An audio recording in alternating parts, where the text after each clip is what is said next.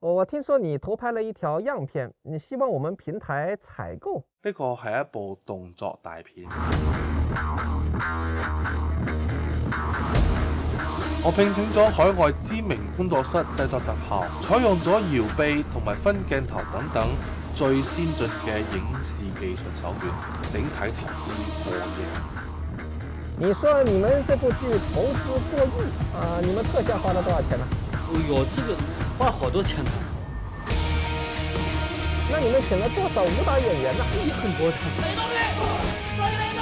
哦，那武術指導請了誰來擔任呢？袁和平。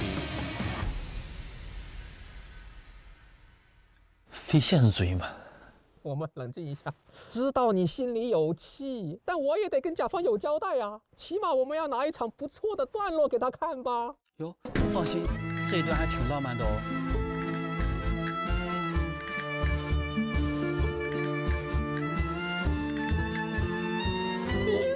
你想怎么样嘛？